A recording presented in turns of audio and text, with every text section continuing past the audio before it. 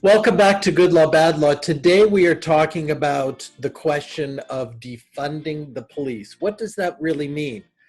Not, as critics say, we're just going to get rid of all funding to police and eliminate police, but something more subtle and more important, getting at the root causes of crime in our country, getting police out of the business of being involved in things that they should never have been involved in the first place, understanding what really leads to issues of crime, public safety, and human dignity, really, on some level.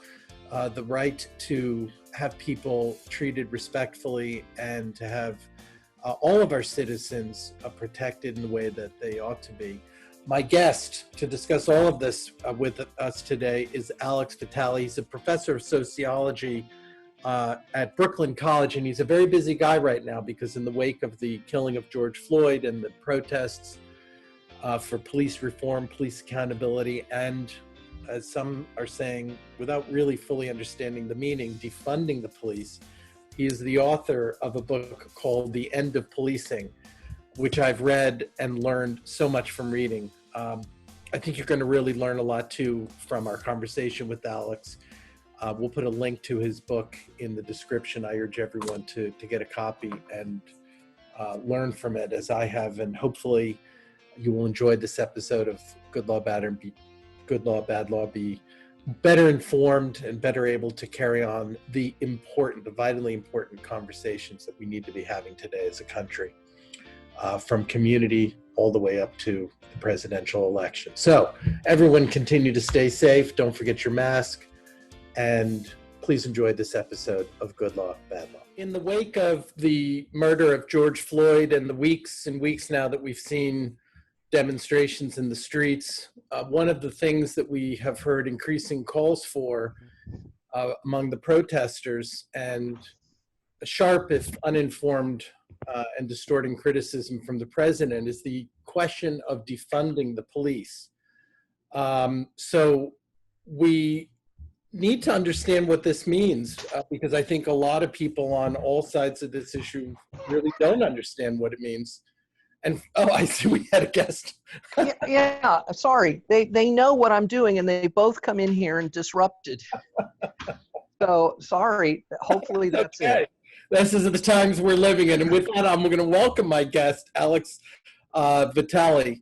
Am I pronouncing your name correctly, Alex? Yeah, that's right. Vitale. Okay, good.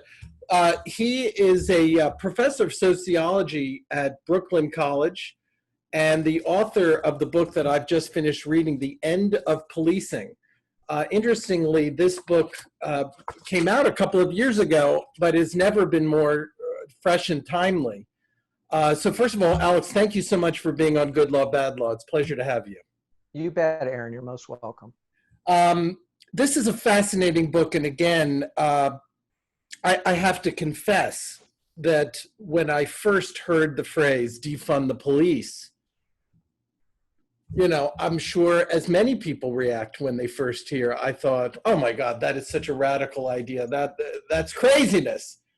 And then as I dug into it deeper, and certainly now as I've read your book, there's so much more about this that makes perfect sense. And it isn't actually that radical an idea. And so we're going to talk about that. I think people really need to understand that. Tell us, before we get into the subject, Alex, a little bit about yourself and how you came to write this book. Great. So I've been working on policing issues actually for about 30 years now. I started in the early 90s at the San Francisco Coalition on Homelessness, and really wasn't focused on policing or criminal justice issues. My undergraduate training was in urban studies. Mm-hmm. I was doing housing policy work. But this was the period in which we began to see this real ramping up of the criminalization of homelessness. Mm-hmm. And my boss at the time asked me to look into this some, and this turned out to be, the beginning of a process by which cities basically give up on the idea that they're actually going to house this growing population of houseless people, and are just going to turn the problem over to the police to kind of keep a lid on.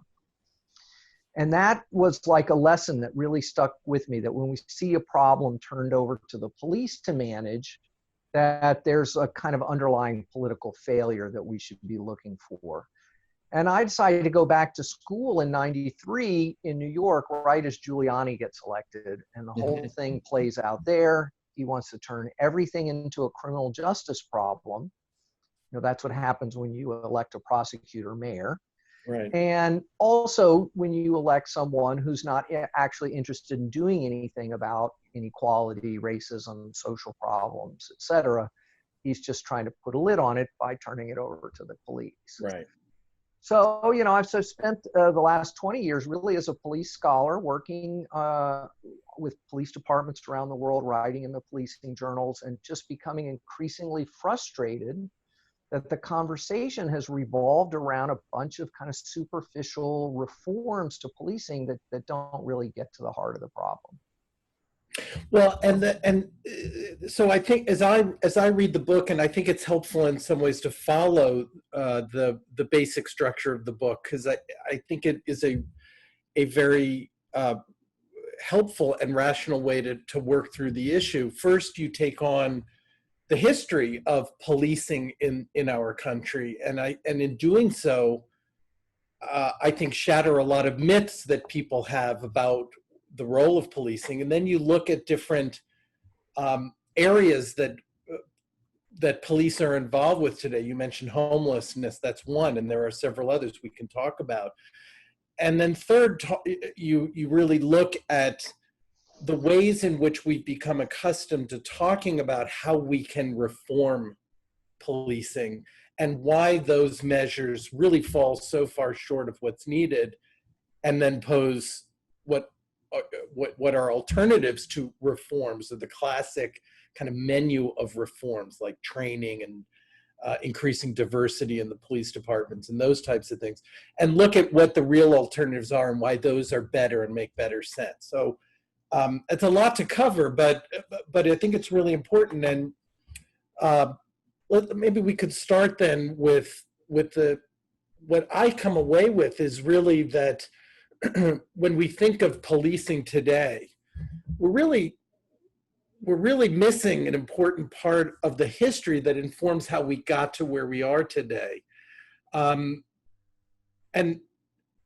our sense of what police and policing means today is based on, frankly, a myth, I think, about the role of police. So can you give us a bit of the history? I mean, the early days in the 1800s and in the 1900s, when we first have policing in this country, which we didn't have in the beginning, by the way, and police are involved in not so much protecting the safety and well-being of the citizenry, but protecting powerful interests that frankly, police departments at the local and state level were originally created to protect.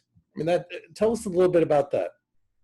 Sure. So you're absolutely right. There's been a lot of kind of myth making about policing and a lot of kind of erasure of history. So there's this sense, well, we've always had police, and police have always looked like this, and how could we possibly do anything different than what we see exactly right now, right? So that there's a kind of almost willful ignorance at times as well about this. So policing is a fairly modern invention. The vast majority of police departments have only been around about 150 years, the oldest about 200 years. Most people point to the formation of the London Metropolitan Police in 1829 as the beginning of modern policing. And there is this narrative that says, well, this is this amazing progressive innovation, policing by consent, the use of a civilian professional force to enforce the law in a way that benefits everyone. This kind of liberal rule of law narrative.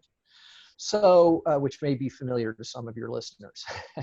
And so what's left out of that conversation is where this idea actually came from. So Sir Robert Peel, Bob, the Bobbies, he was Home Secretary when he puts forward this idea. But before that, He was in charge of the English occupation of Ireland, a colonial project where there were constant agricultural uprisings, and Yeah. he could no longer rely on the military to help maintain order according to the law in Ireland, because the British military is tied up with Napoleon on the continent. And so he develops the Irish Peace Preservation Force, which is a kind of prototypical hybrid. It's civilian oriented, but still kind of militia-like. It's embedded in communities. It's supposed to be preemptive, and it is supposed to be more legitimate because it's less violent and more preemptive in basically, though, putting down agricultural uprisings.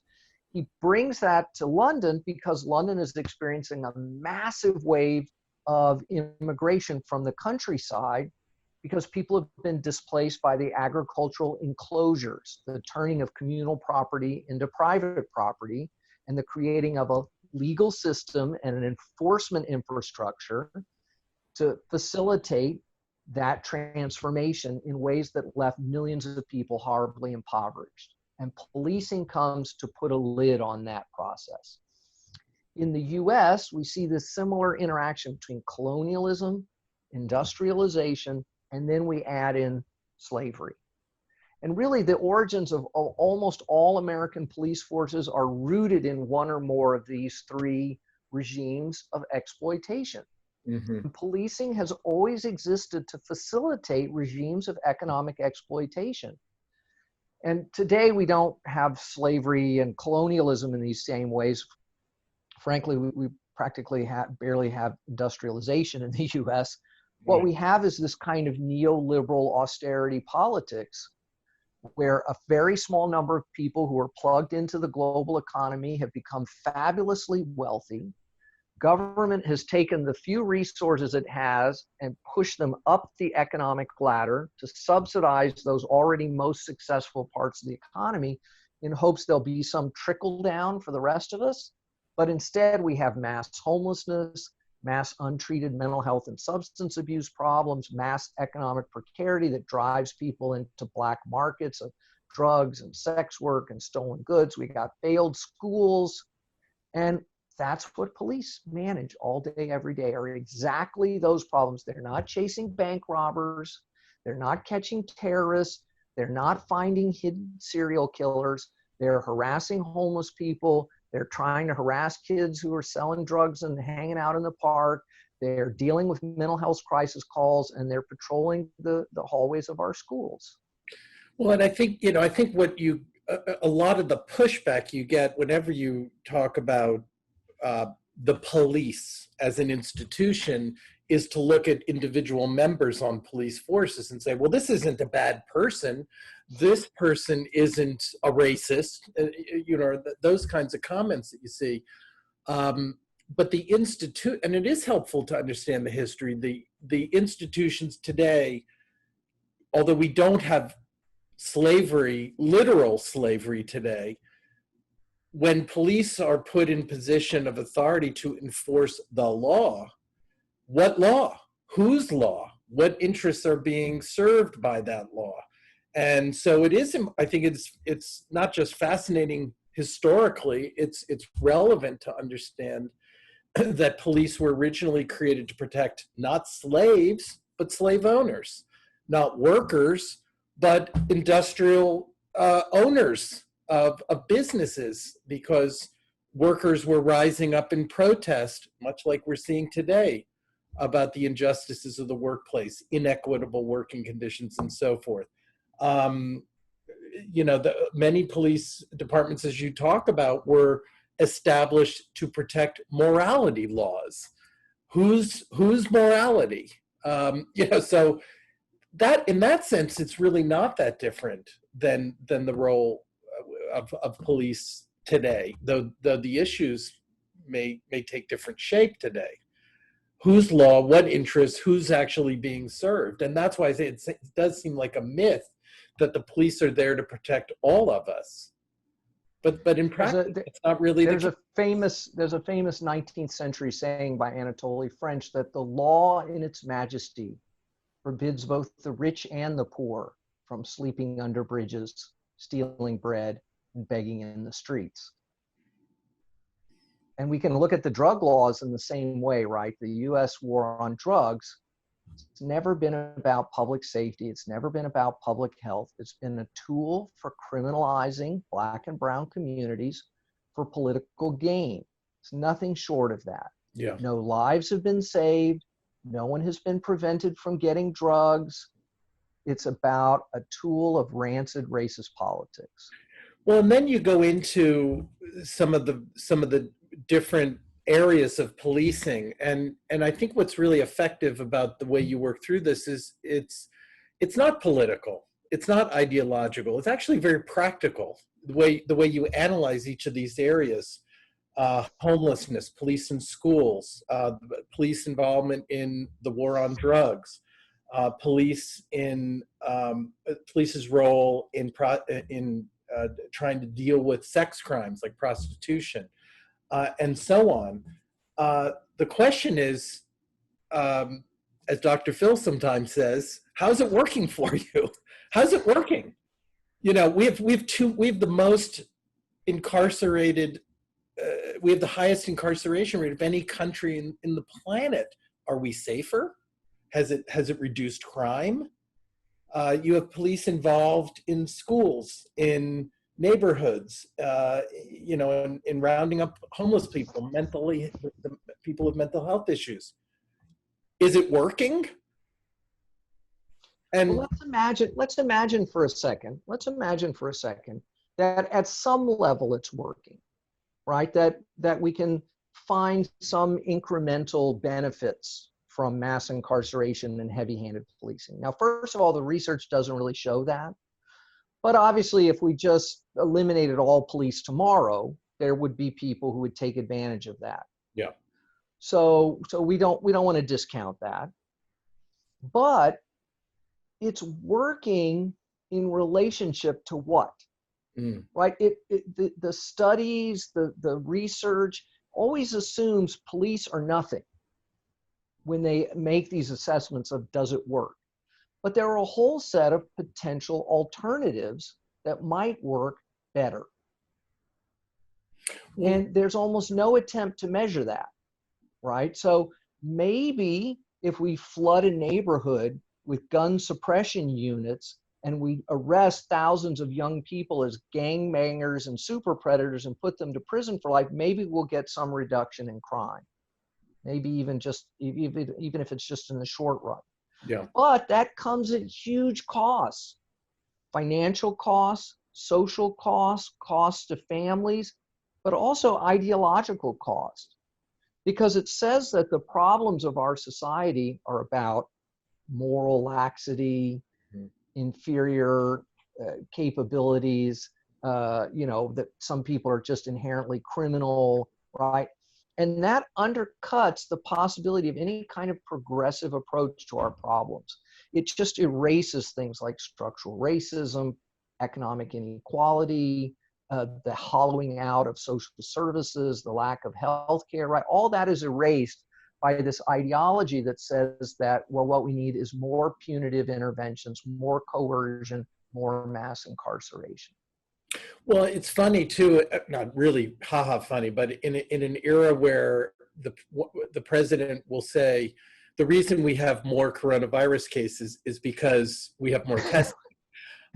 You know, the translate that to the issue we're talking about. If you have more policing, you're going to have more arrests. You're going to see more crime.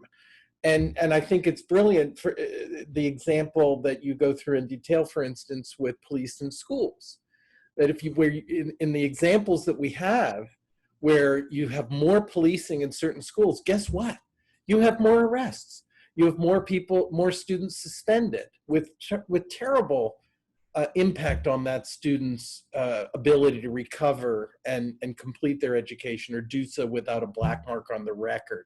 You know, there are examples in many of the areas you look at where actually what may seem like the easy thing to do, just throw more police at the problem, more policing at the problem, actually leads to more crime, not less crime.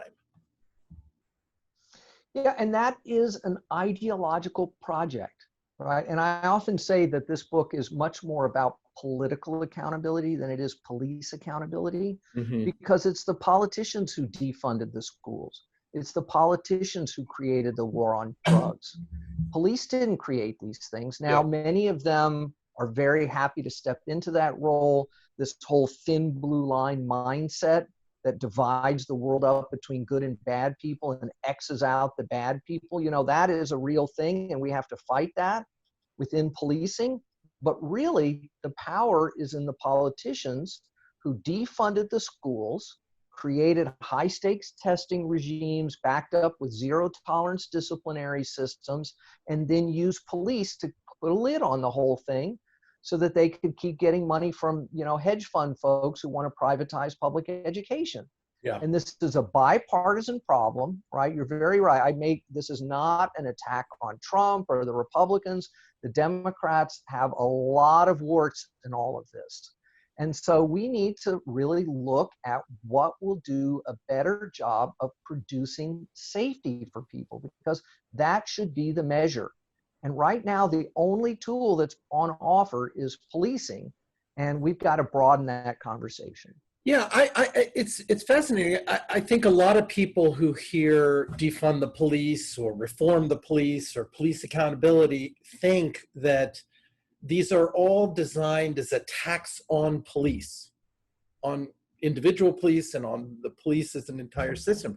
I come away very strongly feeling from what you've written that actually the arguments you're making are very sympathetic to police and police departments, that we as a country and as a politics really unfairly put all these problems in the lap of police when they're really not equipped to be the solvers of these problems. Really, these are political issues that need to be addressed. But we're just saying, police, you know, that we're going to criminalize homeless. You deal with the homeless. We're not going to adequately fund and take care of mental illness in this country. Police, you just round up these people. You know, am I reading that correctly? Yeah, I'm not in the business. Yeah, I'm not in the business of like vilifying police as individuals or, you know, blaming this all on the police. Right. Now, there are bad actors in policing, from chiefs to union leaders to rank and file officers who engage in, you know, overt racism. We do see a ton of that. There are huge problems at that level. But ultimately, we're not going to fix those problems by just trying to weed out a few bad apples. That does not change the fact that a perfectly procedurally proper, lawful, low-level drug arrest is still going to ruin some young person's life for no good reason. There is absolutely no justice in that. Well, and sorry, go you know, ahead. giving narcotics units anti-bias training is not going to fix that. We got to get rid of the war on drugs. Well, that's what I was just going to ask about, is the common response, and we're hearing a lot of that, even in competing Democratic and Republican proposals pending in Congress now, where the focus still is on reforms.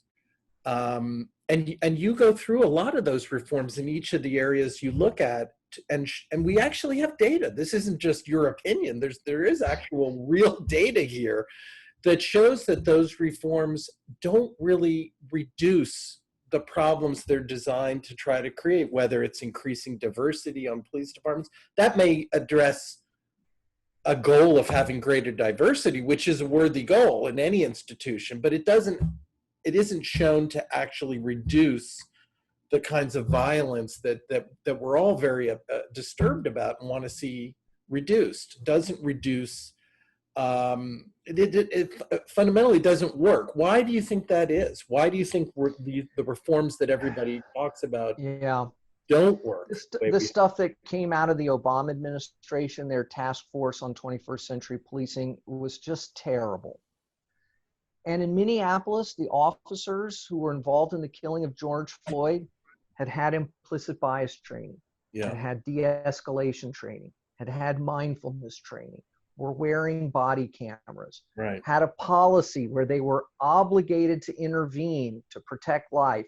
They operated under a policy where sanctity of life was supposed to be their top priority, and none of it made any difference at all.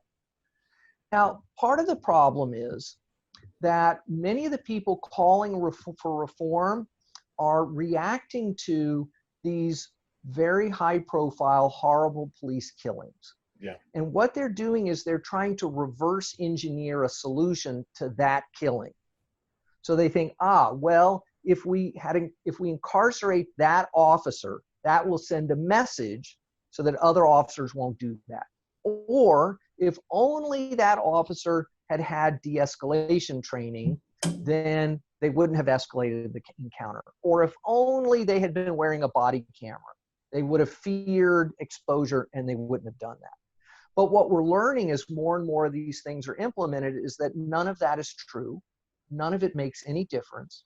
Because when the politicians tell the police to wage a war on crime and a war on drugs and a war on gangs and a war on disorder and a war on terror and a war on it, right? It is going to be racist. It is going to be brutal. And no amount of procedural justice is going to fix that. And the other problem is that these procedural reformers, the folks who were on the Obama task force, right, they are committed to this simplistic myth that police are just neutrally enforcing the law in a way that benefits everyone. They're papering over these profound inequalities. Yeah. And the leadership of both political parties wants nothing to do with anything that actually gets to the heart of the matter of race and economic inequality in the United States, because they have benefited from these arrangements.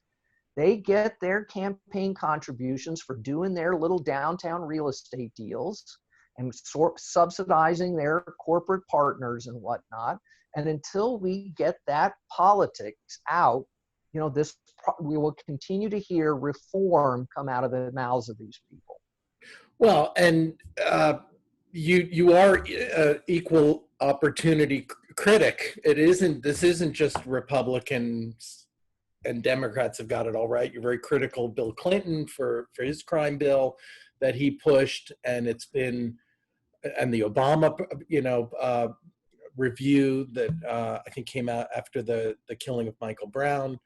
And both houses and both parties are really still within a fairly narrow range of approaches to the problems. They're all still talking about reforms as if that's if that's how we're going to get at this problem. Ironically, some of Trump's suggestions were better than what the Democrats in the House are suggesting.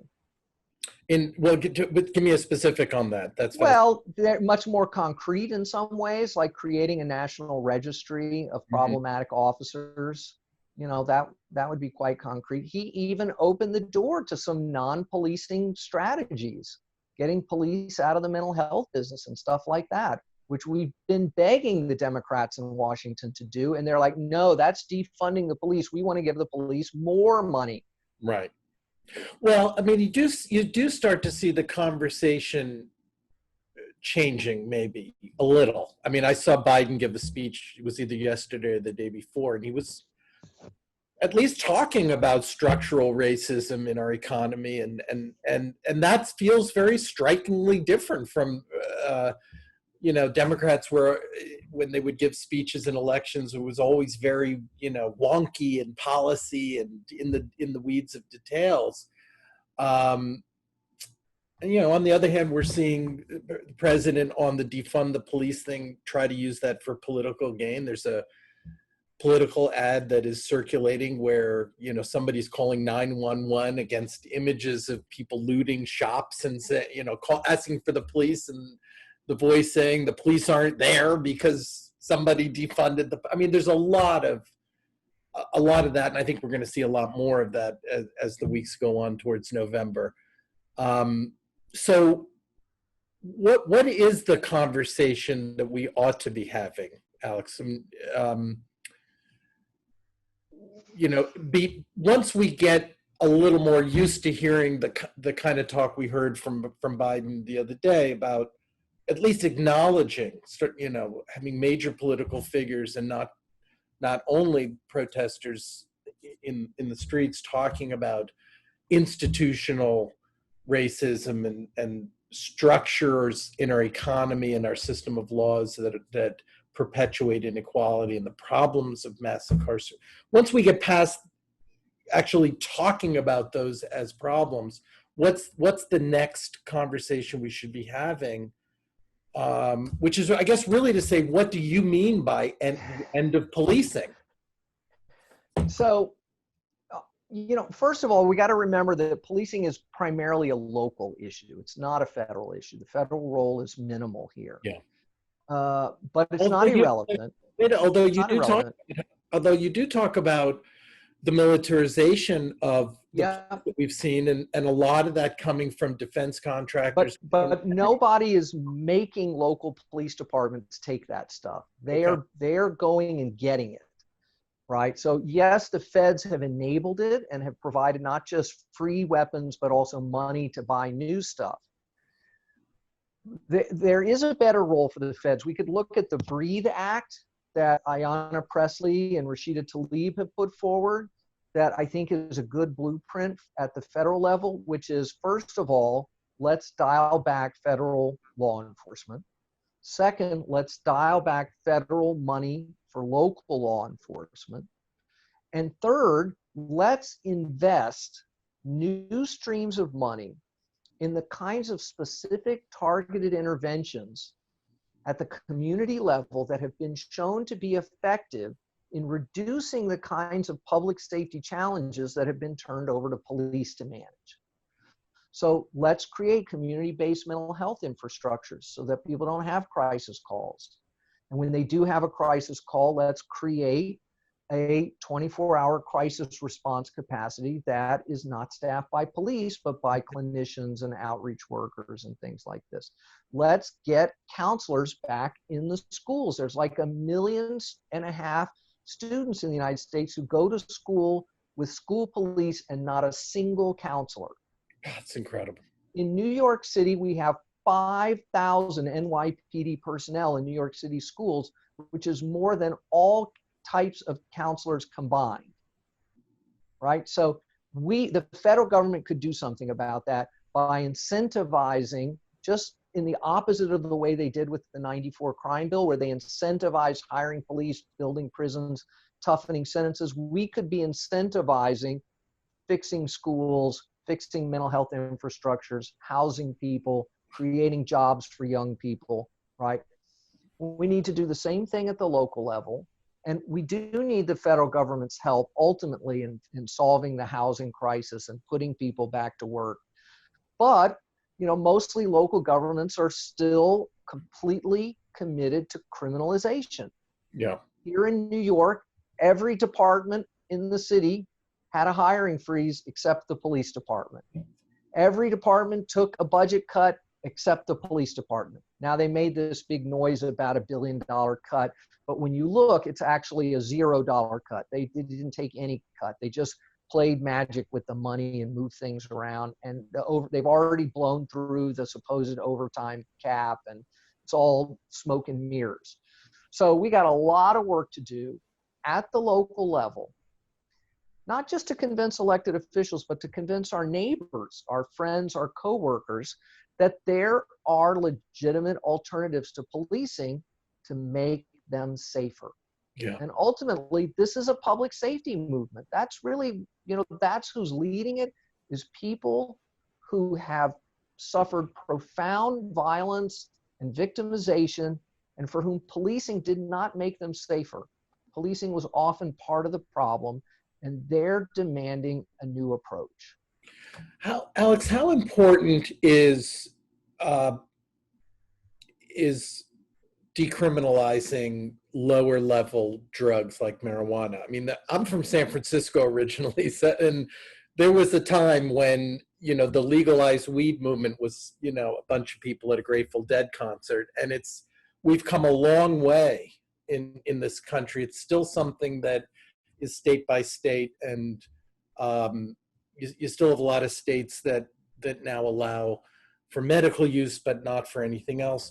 When you look at the huge problem with all of its social and political and economic costs and racial costs of mass incarceration today, a lot of that problem is because of the so-called war on drugs.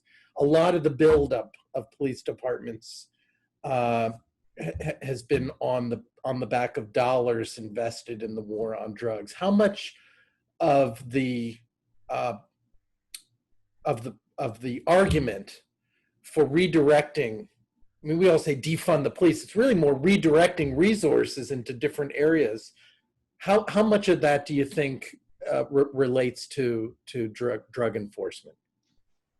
So drugs are terribly important. They're important not just in the practical sense of, well, how many people are in prison for drugs or how many arrests are for drugs, but ideologically, for just shifting the whole conversation about the problems of urban America. And that was the goal of the Nixon White House, that, people who were in his administration have come forward and said that was the whole point of the war on drugs, was to demonize our enemies and criminalize them and, to signal this racist politics.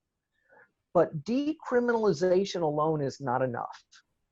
Well, and we do need to decriminalize not just marijuana, but all drugs. We need to look at legalization regimes. We also need to decriminalize sex work, decriminalize homelessness, decriminalize mental health crises. But communities are hurting. And that produces violence, problematic drug use, mental health crises, overdoses, right? And so and also economic desperation that drive people to become involved in the drug dealing business and stolen goods and sex work. But if we just decriminalize things and we don't deal with that economic desperation, if we don't do something about the condition of homeless runaway teens who are incredibly vulnerable, right, to exploitation, sexual exploitation, drug exploitation, other kinds of exploitation, right? If we're not addressing those problems, then we might just face a disorder crisis or a crime crisis because we haven't put in place the alternative infrastructures. Where's the targeted economic development strategies? Where are the resources for families, for homeless youth? Where is high quality medical drug treatment on demand? We don't have that anywhere.